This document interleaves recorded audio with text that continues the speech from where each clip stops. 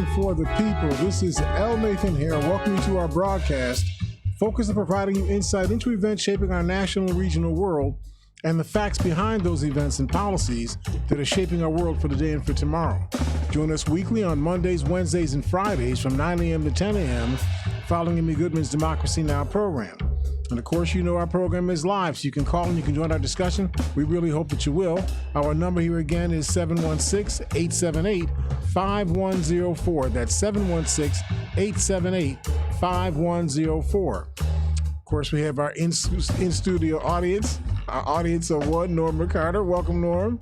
Good morning, Mr. Hare. Norm represents you. He's the voice of the people. And hopefully he checks us to make sure that we're not getting too far away from what we know to be correct. And of course, we have our pass into the 21st century, you know, because not all of us grew up in the 21st century. Some of us never met the 21st century, right? We spent all of our lives in the 20th century. But we have Willie H., who not only does he have a citizenship, but he also has 21st century skills. And that's how we're able to do the live streaming of the program. Welcome, Willie. Welcome, everybody, to Living for the People with L. Nathan Hare. So I want to take today's program and a shout out to James Braun, our program's producer. Hopefully he's getting better and better. We look forward to seeing him in the studio in coming weeks. I want to spend a little bit of time today talking about something that maybe it's just because of my age I'm not following. You know, I grew up in an era where, you know, the Democrats were considered to be the liberals because they believed in civil rights, you know, and everybody having fair access to everything. And the Republicans considered to be reactionaries because they were opposed to doing anything that would upset the apple cart on how power and wealth was distributed, you know, in the United States. But within those two paradigms, there was the ideation that the Democrats were sort of had an affinity towards left-wing governments, you know, that provided a socialist structure, you know, where the parts of the economy were owned by the government. The government provided broad bases of services to the people that they didn't have to pay for out of pocket, and so on. And that's where the Democrats, you know, in the United States, they had an affinity for those kinds of governments. At least that's what's been projected. And the Republicans, on the other hand, they were the champions of democracy. They would fight, you know, against anybody that was against democracy. So we can't be, you know, friends to the Cubans. Norm, how far do the Cubans live from the United States? Yeah, 92 miles. Yeah. 92 miles. Rochester. They live as far away from the United States, basically, as Rochester is from Buffalo. Yes, sir. But we can't have a relationship with them. Barack Obama said, you know, let's open up the doors and, you know, let's visit each other. You know, let's have some trade with each other. You know, let's move the ball. I know they're communists, but maybe the best way to beat communism is to let them see how good capitalism is by letting them be exposed to us. Right. But the Republicans said, no, that's crazy. No, Barack Obama, you're a Kenyan, you know. they went just completely ballistic, you know, on Barack Obama. And when Trump came into office, they ended all those things that were done to open up a relationship between the United States and Cuba. So they were the champions, supposedly, this is what we have been told, they were the champions of democracy, you know, and capitalism. Capitalism and democracy were wedded together as the same thing, and that's who the Republicans were. So how is it that Vladimir Putin, who appears, at least maybe it's me, I might be reading the newspapers wrong. Maybe I'm studying things and getting the wrong inference. Well, I'm starting to hear, Mr. Head, that the other guy is the aggressor. That's what I'm starting to hear from some news people. The other guy is Joe Biden is the aggressor? No. I was teasing when I said that. Yeah, the Ukraine is the aggressor. Ukraine that's what I'm starting to hear. Right. You know how they're the aggressor they have the audacity to think that Ukraine is their own country. Right. What in the world is wrong with them? Right. I think, that's, the Russians didn't do anything. They just walked in, with bombs and blew up bridges and bakeries and, train stations and apartment complexes and whatnot, because you were occupying a space that the Russians wanted. So that means you're the bad guys. How is it possible that the Republicans, not all the Republicans, don't get me wrong on this, but a significant number of Republicans are fan base to Vladimir Putin, who I think most of us see as one of the most malevolent, malice-oriented kinds of world leaders on the planet. When did he stop being that?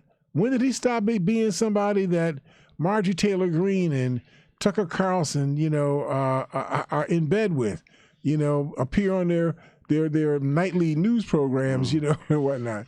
Go ahead, Nora. Well, just the way I see it in answer to your question, all of that started is when Donald Trump and Putin kind of came together. He was, I guess you could say, in the way it's looked at, instrumental in helping Trump become president in certain ways. Well, they would say that you're lying about that. That's what That's what the Mueller investigation was about. Yes, sir.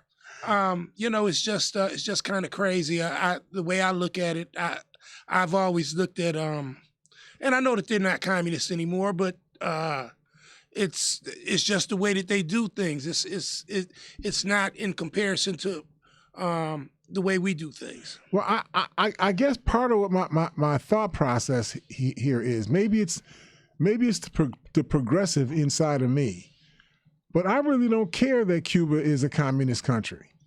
I mean, I just don't care. Cuba is not doing anything to bother me. They're not trying to, take over sugarcane fields, in Florida, in Louisiana. They're not trying to conquer ports, so that they can control trade, from this area or that area. They live on their own space. They do just Cuba stuff. I'm sorry to even try to say, I want to just ask you, at one point, Mr. Hare, weren't the United States and the USSR, or what are they considered now? Well, it's the Russian Federation. Okay, I couldn't. Right. Yeah. Weren't we once almost considered allies? I'm talking about even as of recent note. Well, no. Maybe not allies, but there was a friendliness. There was a time during World War II. Mm-hmm. You have to remember the history. At the beginning of World War II, the Germans under Hitler had allied themselves with the Romanov dynasty in Russia. Yes. So they were a monarchy at that time, right? Okay. And the communists, the Bolsheviks had taken control, of Russia, and so you're a bad boy, Mr. Hare. Bad boy.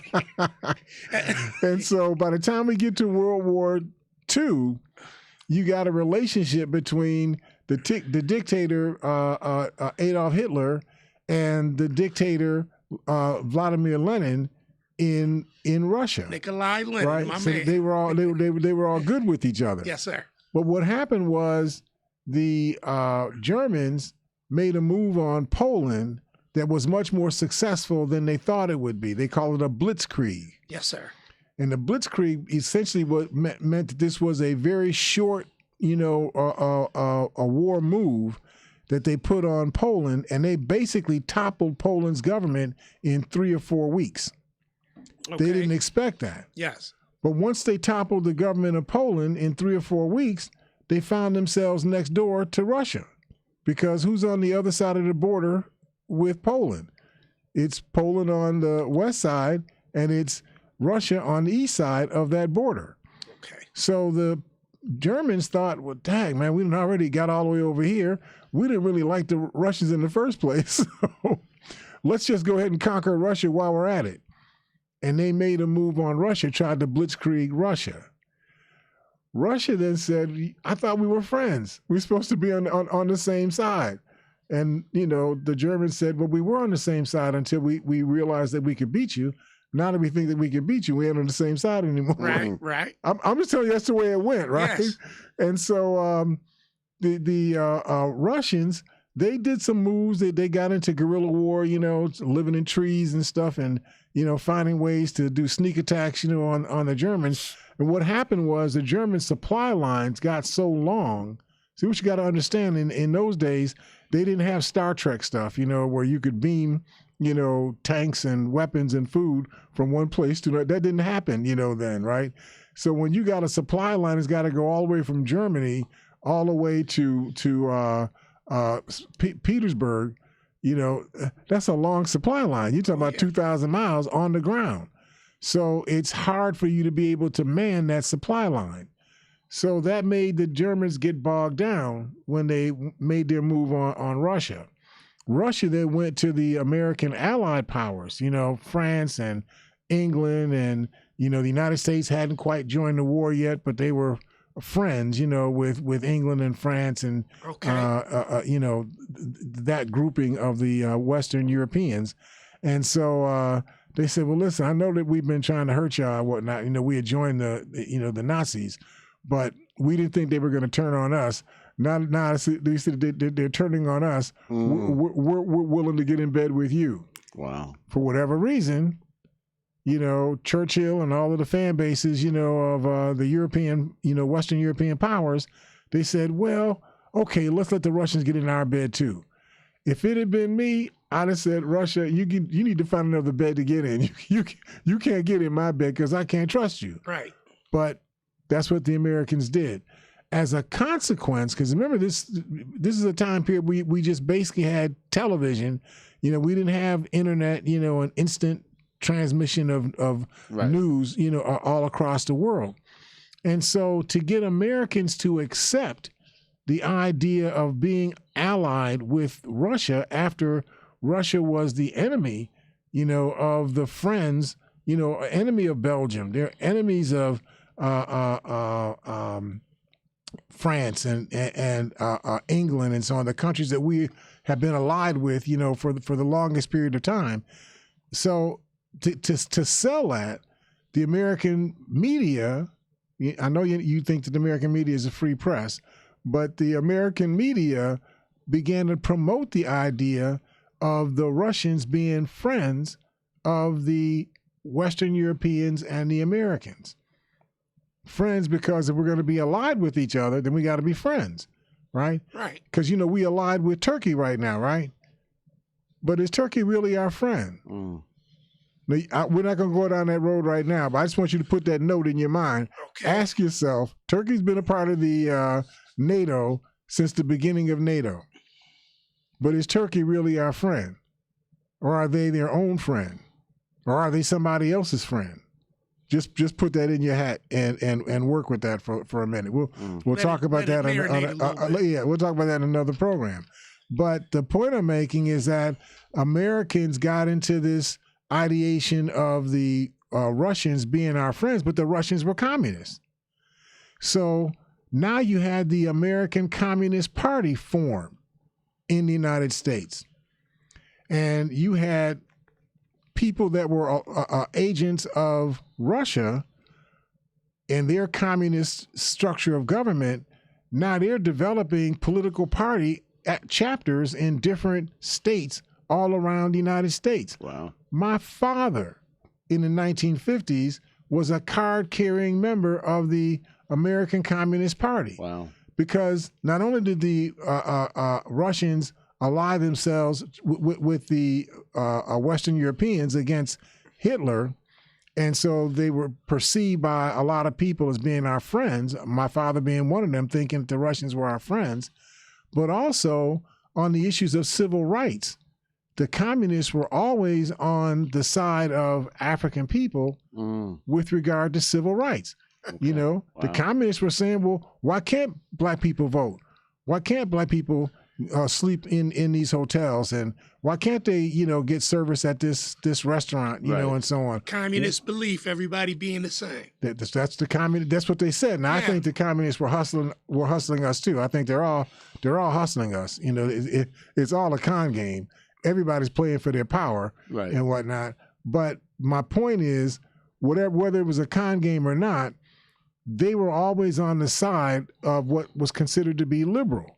In the 1950s and the 1960s, to be a liberal was to be a person who felt that everybody had a right to the same citizenship. Everybody had a right to the same authorities, the same rights, the same privileges, and so on. That's what being a liberal was. And to be a reactionary was to be a person like, Lester Maddox or George Wallace, and so on, that adamantly believed in white supremacy over everybody, especially over African people. That's what being liberal and right wing, would be. Now, I guess if you were to buy, I know because you all like her because she's pretty woman, Nikki Haley. Don't act like you weren't there. I know you were jumping up and down. Nikki Haley, she's my girl, and whatnot. See, because she would say, even though she's right wing, she would say that she believes in everybody having a fair deal. That you have a right to walk where you want to walk, eat where you want to eat, sleep where you want to sleep, buy where you want to buy, and, all that liberal stuff. Well, sounds good. Right? But you look at who she runs with. She runs with the Marjorie Taylor Greene and Tucker Carlson, and she runs with the PAC and so on. So let me just read to you. I took my lead for this discussion from an article written by Max Boot. I know that you all have heard me quote articles from him in the past. This is in the Washington Post. And what he says is his spin on it is that the MAGA, Make America Great Again Republicans, that they're not really isolationists, that they're pro-Putin. And let me explain to you what isolationism means. Isolationism is that the United States had adopted a policy of, well, we're over here in North America. We're cool with Canada. We're cool with Mexico. So we got friendly people on our borders on the north and the south. And we got water. We got the Atlantic Ocean on the east side of us. We got the Pacific Ocean on the west side of us. We don't really have to be bothered with anybody. We can just sit over here and do our own thing and let everybody else take care of themselves. And we'll just take care of the United States. That's what isolationism is, right? Okay, yeah. Now, Ronald Reagan, all these people, Tucker Carlson and Marjorie Taylor Greene and Josh Hawley and, all of the, regressive Republicans all say that they're fanboys of Ronald Reagan. Ronald Reagan felt that America should stand up for any democracy arising in the world and stand against any autocracy arising in the world. That was, his foreign policy. But that's not the foreign policy of Tucker Carlson and these folks under Donald Trump. Donald Trump came in with the fan base of Russians in his fan base. So he's getting money from Russian oligarchs, and so on. And he's got Vladimir Putin saying, well, if you become president, you're my friend, I'll be your friend. And, things go a lot better, with us in the world. Basically meaning you all do what you need to do to take care of your business in North America and let us take care of our business in Asia and Eastern Europe. That's basically what the deal was. Donald Trump was good with that deal. That deal is in opposition to the foreign policy of this country for decades. But that's what was been going on. So here's what he says. He says the good news is that the public and Congress still remain largely resistant to the long discredited America First argument that we can hide from the world behind our two ocean moats. Now, there were periods in U.S. history when isolationism was ascendant. After the Spanish-American War in 1898, America shrunk back to it's just us inside America, let everybody else take care of themselves. Then there was a period before World War One took place. America was isolationist. World War One takes place in 1915, and we get pulled back into having to engage with people in Western Europe. So we get that period, after the Spanish-American War, after World War One, which ended in roughly 1920, 1921, we went through a period of isolationism again. We done our thing. We fought for people over in Europe. We're done now. Vietnam, we spent, 15 years in Vietnam, from the 1961 until 1973. That was the main part of it. But we were there a little bit earlier than 1961. And you all ought to call in. I know there's some history buffs out here that can probably correct me with some of my dates. But after the the mid 1970s, we went into an isolationist period again. And then the 1990s, we still had the Cold War going on between us and the Soviet Union, until the Soviet Union fell apart in 1991, and then we became more expansionist again. Then you had the period after, the fight against the Islamic State, the ISIS thing, the Al Qaeda thing, that evolved, and that went a certain way. But once that began to wane, and those Islamic, nationalists had been pushed back, the United States went back into its shell again. So here we are again. We had Pearl Harbor, had to wake us up. The Iranian hostage crisis had to wake us up. The Islamic State evolution had to wake us up. The Russian invasion of Ukraine woke us up. You can't just be over there in the United States by yourself, because the people in other countries, their malice is going to come to you. The Russians don't care about you. They're going to do things that are in their interest. Remember that 40% of the grain, the wheat type grain that comes that is moved in the world, passes through the Ukraine. So even though Ukraine is a long distance away from the United States, the wheat is not a long distance from the United States. Wow. Right? The ability to feed people in Africa, in Europe, in South America, in North America, that is not isolated from the United States, right? So it's important that we have a relationship with all of these people so that we can ensure that those things that are critical for the United States to continue to exist, that they continue to operate. What happens when India gets crippled because a pandemic occurs and we end up with 30 or 40% of India's population not being able to work?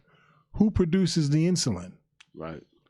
Now, you all don't feel me when I say this, right? But you were okay when Ronald Reagan was telling you that, it'd be better for us to put our production facilities, our manufacturing facilities in places that only charge their workers 30 cents an hour, rather than have them over here in the United States, getting paid $30 an hour. Let's put it over there, because then the goods will be cheaper. Well, we sent the production over there, but the goods didn't really get any cheaper, did they? No. You still were spending the same kind of money. They were making big time profits because their cost of production went way, way down, Right. but they didn't pass those savings on to you. And then when India got sick with the coronavirus and everybody's falling down all over themselves, in the streets, nobody can make the insulin anymore. What happens to the United States? We can't access insulin, something that 1 out of every 10 adult Americans needs to exist. Why would you take something that we need to exist and give that to somebody else and trust them to always be in the game to make sure that's available to us? Don't make sense. What happened when India couldn't produce anymore? They just said, well, sorry. In fact, the insulin that they produced was contaminated, Wow. had metal shavings in it, right? Wow. But it's not just that. Washing machines, cars, lawnmowers, what do you call it? Devices, electric shavers. Everything that you have that has a computer chip in it is dependent on those chips. Yeah. If the chips aren't here, you can make as pretty looking a device as you want. It's not going to work, without the chips. Yeah. Well, where do the chips get made? They get made in China. Why would you put that in China? You trust the Chinese with something that 60% of your economy is dependent on microchips and semiconductors, and you would give that to the Chinese and trust them to always be in the game for you? What in the world is wrong with you? Are you telling me because Americans charge more, for their hourly rate for their labor, that you're going to take something that is critical to the existence of the country and you're going to farm this out to people who are your naked enemy? That is just completely stupid. Yeah. See, it's that kind of stuff that roils me. That's why sometimes I get on these rants, I know I might get on your nerves, right? But I get on these rants because I can't understand why we would do things that are so self-destructive. We are killing ourselves. But of course, the people who are getting paid, right? The people that orchestrate this stuff, right. Who owns Rockwell? Who owns General Dynamics? Who owns Meta? Who owns, whatever owns tweets, and so on? Who owns, these mega companies, that have net profits? I think General Motors net profits for last year was pretty close to $35 billion. That's their net profit. That's not their profits. That's not the value of their business. Right. That's just how much net money they made after they do business. And you got oil companies that are making $80-90 billion net money, and so on, right? And this is what we find ourselves, living with. We have political people that are willing to sell out the needs of the common people to meet the needs of these, fat cat, business owners, and they create a destructive matrix that we wind up getting caught up in as a people. A virus should not have brought America to its knees. Somebody help me. That cannot be true. Go ahead, Norm. It's just a question, Mr. Hare. I have and then a comment. The question that I have is, number one, if we handle our business here in the United States, do we have the capacity to be able to handle these things here? Promote the business here, do the business here, and keep these monies within our own confines? We have the capacity to do it. You just have to be willing to accept the cost. Let me give you an example. You all are familiar with Australia. Yes, sir. You're familiar with a neighboring country, New Zealand. Yes, sir. They're supposedly capitalist countries too. But their position is their economy has to work for their citizens. So just to give you an example, their minimum wage, if I'm not mistaken, in Australia is $15 an hour, and in New Zealand it's $17.50 an hour. That's their minimum wage. Why do they have such a high minimum wage? Because they know that people need that money to be able to live. If they're going to work at all, right, they need to be able to get this amount of money to be able to pay rent, to buy cheese or whatever it is they're going to do. So they do things. They keep their production costs or their production systems inside their country. If it means that people have to make $35, $55, $75 an hour in order to do particular kinds of work, their attitude is, well, then that's just what we have to pay, right? They don't try to find ways to miser people, and to squeeze people. And so instead of paying them $75 an hour, pay them $20 an hour, and have people not being able to get money for the value of their work. That's not the way that they do it. We could do the same thing. We could just, if it costs more, just like the issue, Norm, that we talked about many times about the say the Mexicans. They're using them as an example, not that I'm crapping on the Mexicans, just giving an example. Mexicans coming across the southern border, Yes, sir. not to eat. They're coming across the southern border so they can work, picking lettuce and, cabbage and whatever it is that people grow on, oranges and whatnot. That's what they're doing. So they can live, actually. And when they get done with the planting season, they go home. Right. When they do a piece of the cultivating season, then they go home. They do a piece of the plant the harvesting season, then they go home. So they wouldn't do this if the United States companies were not hiring them. So why did the U.S. companies hire them? Because they'll work for $3-4 an hour instead of working for $15-20 an hour.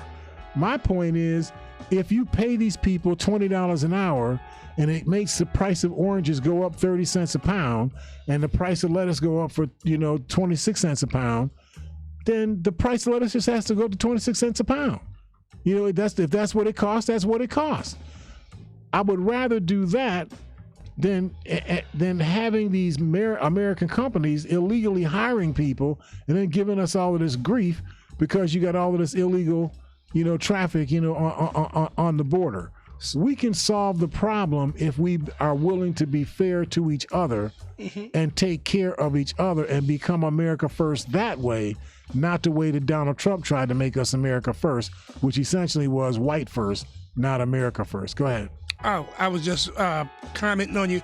Set them up in business at home so they can be successful there, and then they don't have to come and cross the border and come over here and try to, America first. America first. No But doubt. real America first. Yes, sir. That includes me. I'm an American. Yeah. I got to be in that queue as well. I think we're going to take a quick break and talk to our sponsors. They really do appreciate their opportunity to be able to talk to you. So don't go away. We'll see you on the other side of the break here at Living for the People at 91.3 FM WBNY.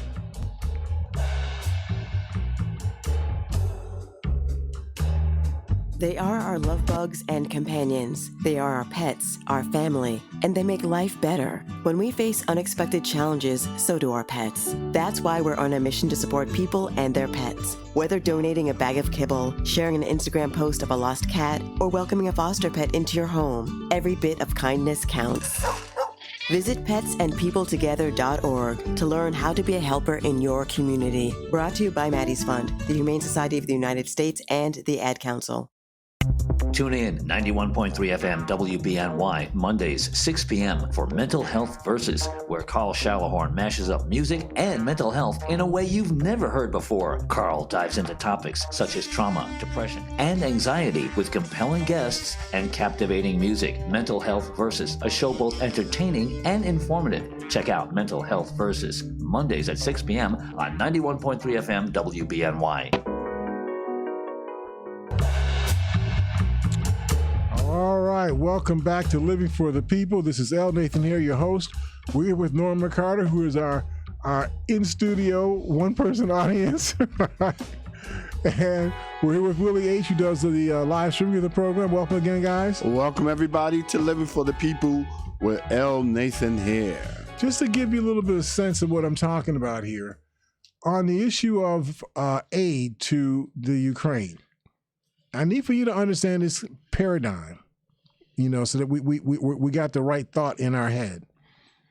If you allow the Russians to just invade and conquer the Ukraine, and you don't stop that from occurring, what happens when Russia says, well, I kind of like Lithuania too.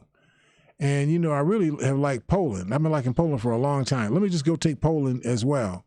Let me just take Belarus. How about Soviet Georgia? I call it Soviet Georgia, but the Republic of Georgia, right? What happens when the Russians start making those kind of moves? See, if you don't stop it at the beginning, it's really hard to stop it when it's at the height of its power, Right. Yes, right? sir. Yes, sir. So we're putting ourselves in a position where really bad things are going to happen to us. Now, granted, we live in the United States, in North America. We have the Atlantic Ocean on the east side of us. We got the Pacific Ocean on the west side of us. So if they're doing that stuff, causing mayhem against each other in Europe and Asia, it doesn't directly affect us. But everything is intertwined. And sooner or later, those things that you allow to happen in other places are going to wind up happening to you. That's what's happened in every instance in the world that we have lowered our guard and tried to become isolationists. It's always turned out that in the end, we got drawn back in. But we got drawn back in when it cost a whole lot more to fight.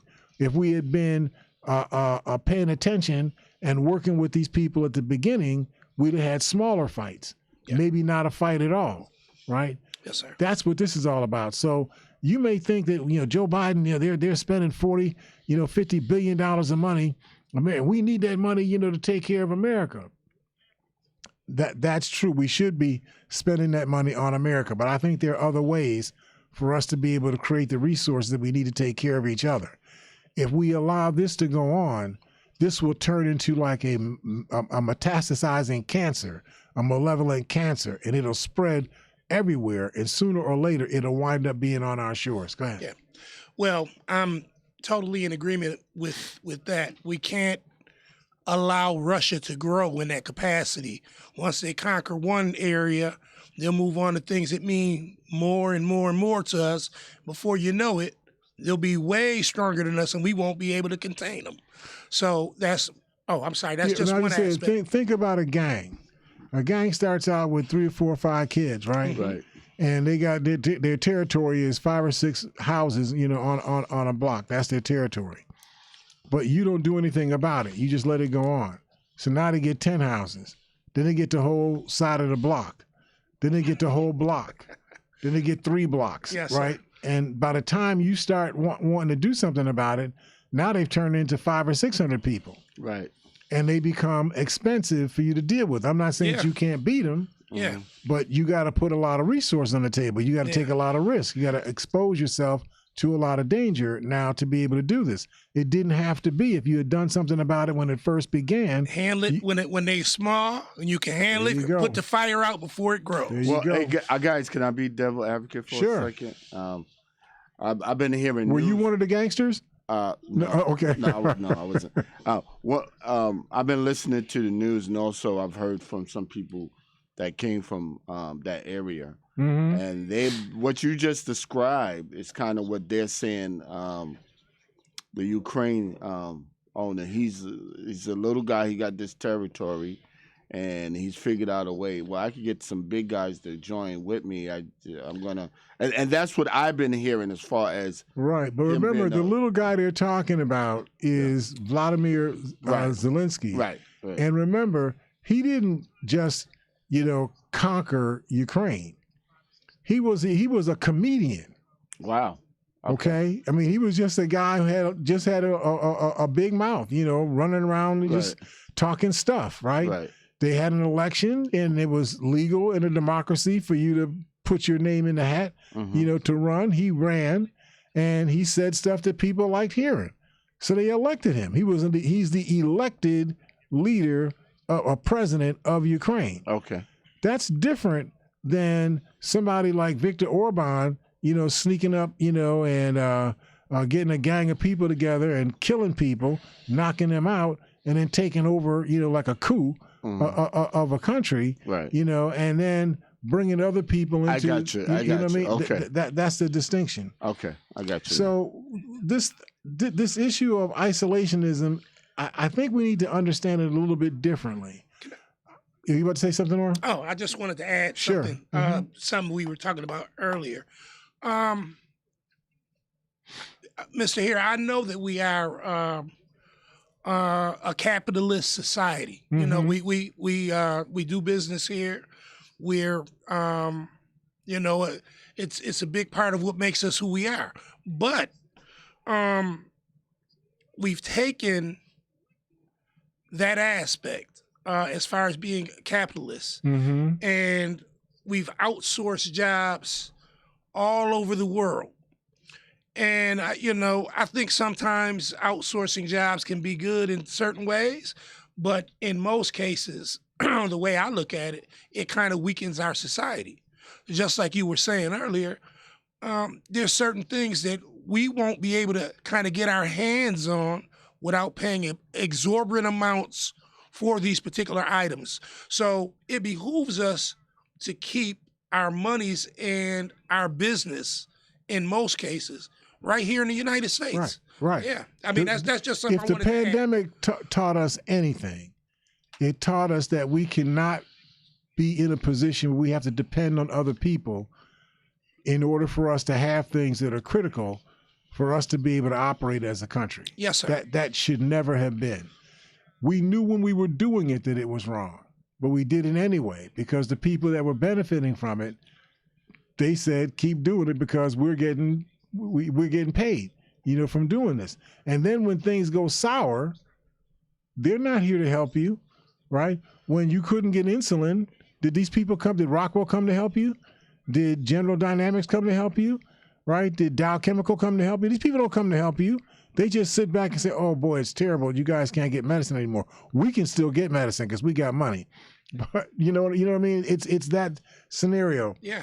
So when I talk about this isolationism, I'm trying to help us to understand, to understand my question.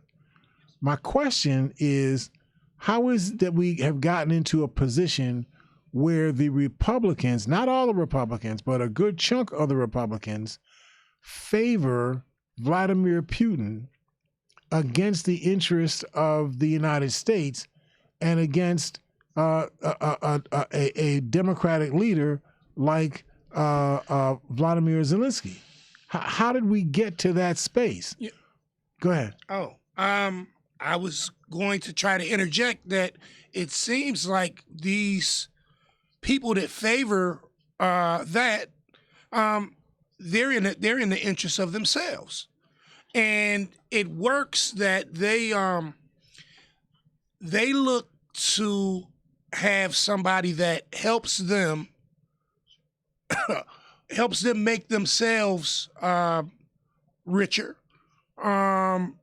and not really be too concerned about the vast majority of people, the little people. They're more worried about the 1%. So I get that baseline. I mean, it's the rich against the poor. The 1%ers against the other 99% of us, and so on. I get that part of it, but it doesn't explain to me why it is that you have 25%. If I'm reading this article correctly, 25% of Republicans oppose providing the kind of aid that we're providing to the Ukraine. I'm not understanding where is that coming from. If the Ukrainians are being attacked by the Russians, and the Russians are basically not just competitors, they're really an enemy of the United States. They operate against the interest of the United States for the interest of their own country. Why would we be on the side of Vladimir Putin against the Ukraine, or Vladimir Putin against anybody? Why would we be on the side of Vladimir Putin on any level at all? Well, Mr. Hare, is it possible that the Republicans are saying, we got this debt to take care of. We really don't have no money to help them? That's what Republicans are saying. That's what they're saying. Okay. Republicans are saying that. Well, $50 billion, we could take that money and use that money to help Americans. Yeah. I just want you to, when you hear that said, I want you to say something else to yourself. Right. When the Republicans were in a position to help us address issues that are being faced by American people, did the Republicans help? We had the Inflation Reduction Act, right? So putting a cap on pharmaceutical costs, a cap on insulin costs, ensuring that there was primary health care access across the country, lowering the cost of energy, building a energy infrastructure to liberate us from fossil fuels, to get us onto renewable energy sources and so on. Those are things that are critical to the interest of the United States. Right.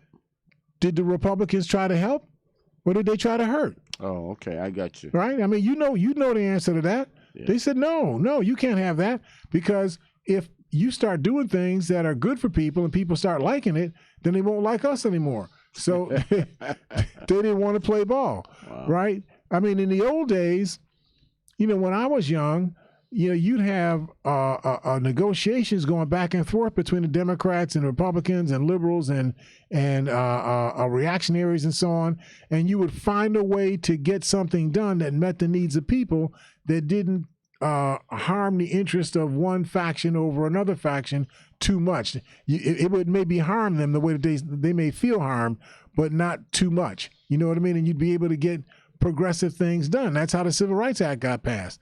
That's how Social Security got passed. That's how Medicare got passed. That's how the Americans with Disability Act got passed, and so on. That's how the Voter Rights Act got passed. People came to a middle ground and then did something that met a good chunk of people's needs. Didn't do all of what people needed to have done, but it met a good chunk of people's needs. I'm trying to understand why Republicans, a significant number of Republicans, have actually become fan children of Vladimir Putin. How is that possible? How could you possibly be in love with Vladimir Putin? He's the worst of the communists, right? I mean, he did a coup in the Russian Federation.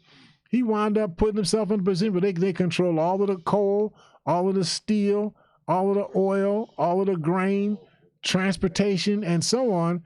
And I mean, you have this autocratic ruler that has control of virtually everything. Did I see a caller coming in? Let me grab that caller real quick. Hi, caller, are you there?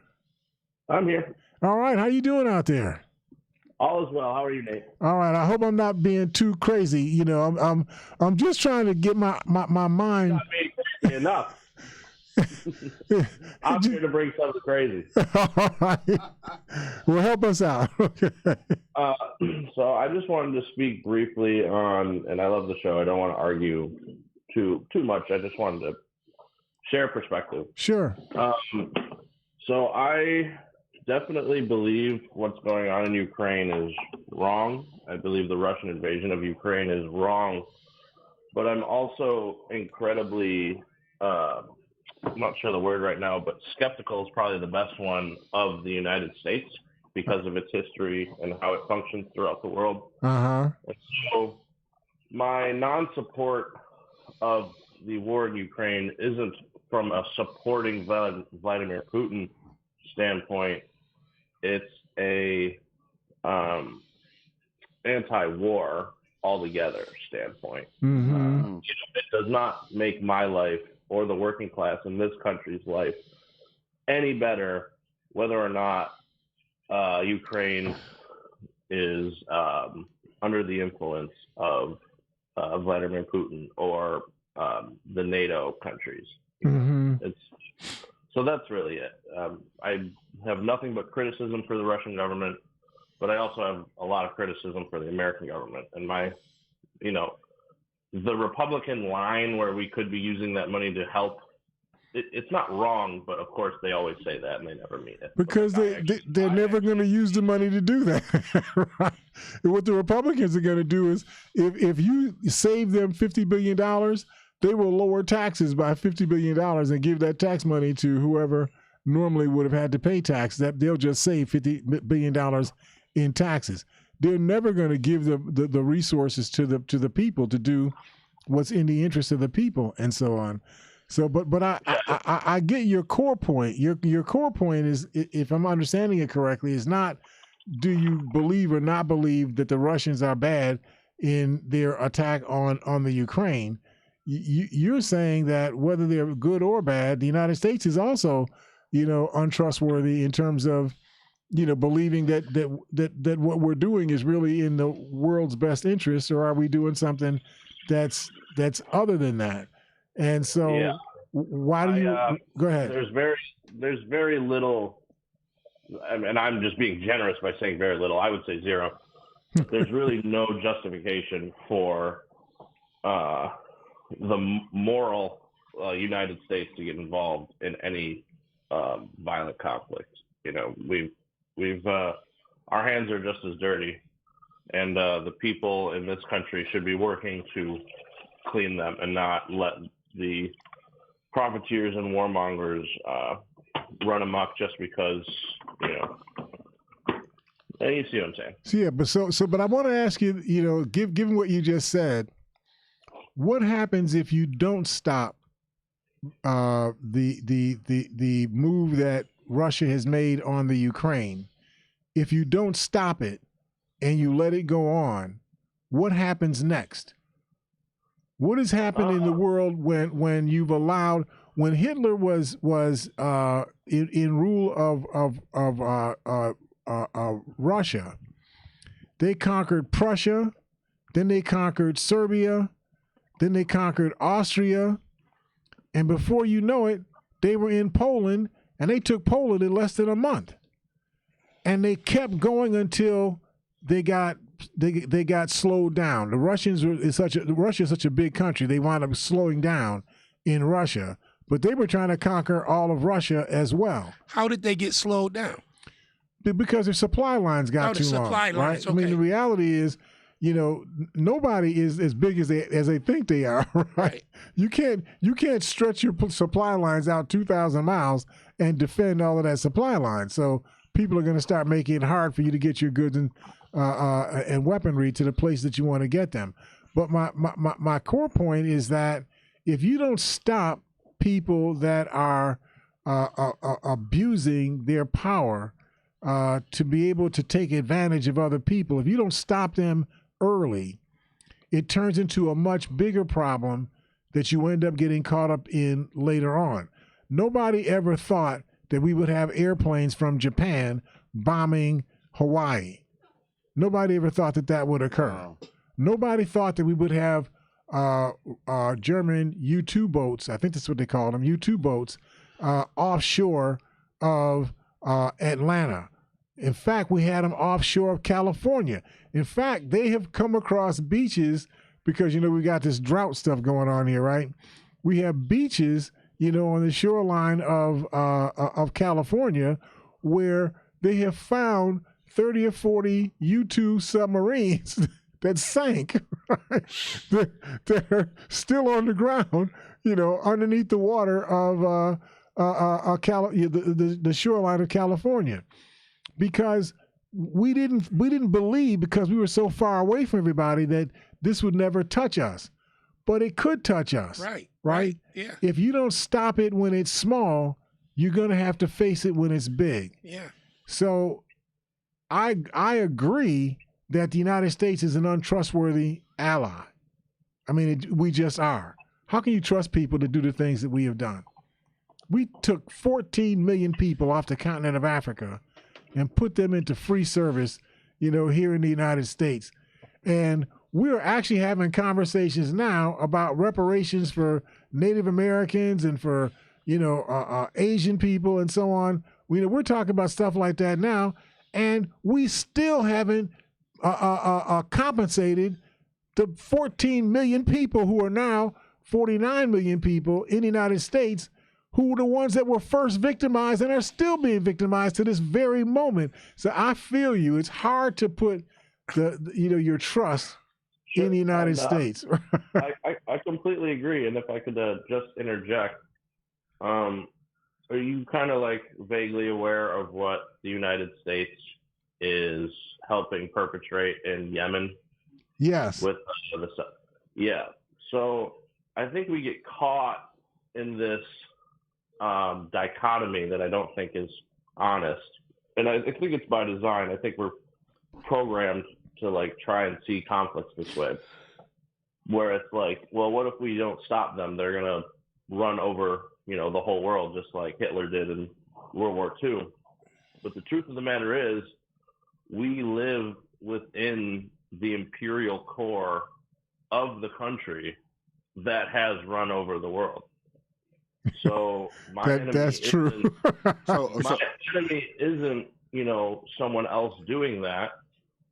My political project should be building a working class like movement in order to challenge domestically my government from doing that, which is it does that on a regular basis. It's just now upset that someone else is doing it.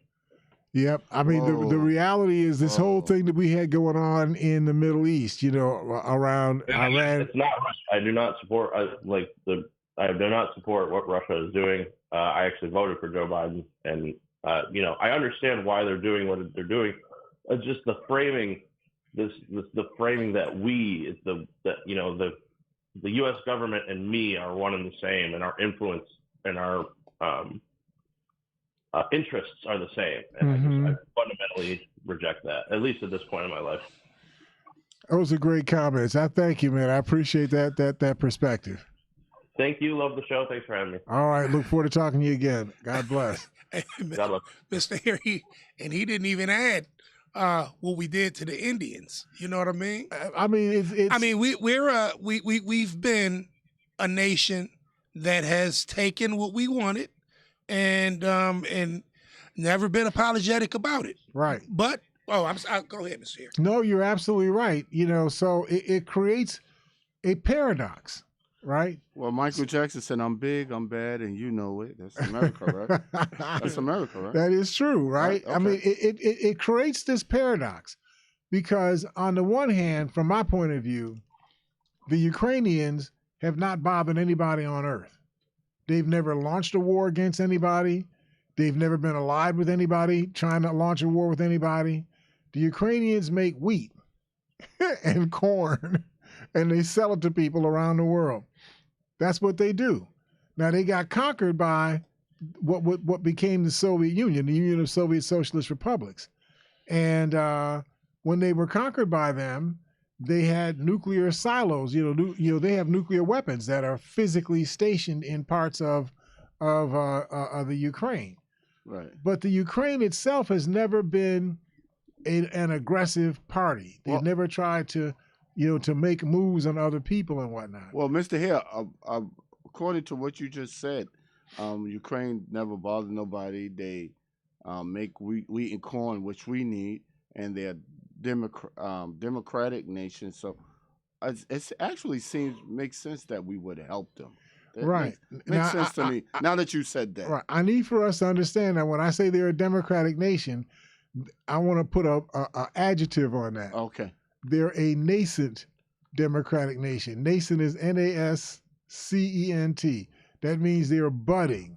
They're just becoming a democratic nation. Not. Oh, I thought they were. Well, no, they're a democratic nation, but they're at the early stages of just like, in 1789, the Congress of the United States adopted the Constitution of the country. We didn't have a Constitution before then. Right. Right? So when that Constitution was adopted, America became formally a country. Right.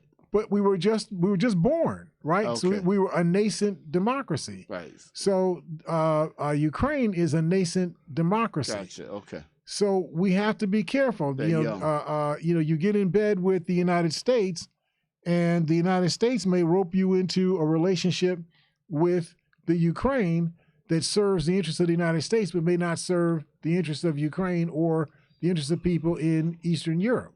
Oh, wow. We don't know. I don't have a yes or a no on that. I'm just saying that it's a trust issue.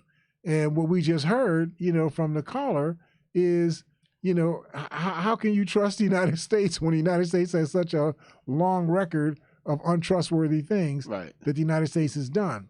So I get that. Right. I'm just saying that from two questions. One, on the issue of Ukraine, that I feel that it is a historical mistake for us to make if we allow what Putin is doing in Ukraine to walk. If we allow that to walk, I think the price that the United States ultimately will pay will be much, much greater than the $50 billion that we've spent, up to this point. Also, when you look at it, Putin views us in a certain manner. If we didn't step up, he would look at us as being weak, because this is something that that particular country have things that we need, and his eye might be on us next, which we don't want. Yeah, the eye on the sparrow. The one got his eye on the sparrow, or you got the Putin have his eye on you, right? Yeah. So listen, we may have to come back and tease at this again. I'm still not satisfied that we have the right answer on why it is that the Republicans have decided that they want to be in bed with Vladimir Putin. Why him? Why would the Republicans be on Putin's side on anything? I still don't think that we've got our arms around that. So why don't we do this? Let's make that our postage stamp for Friday, and we'll see what we can do to tease this thing out a little bit more. Right. Thank you all for listening to us and supporting us. We really appreciate you participating in joining the program. Look forward to talking to you all on Friday here at Living for the People at 91.3 FM WBNY. We'll see you all then.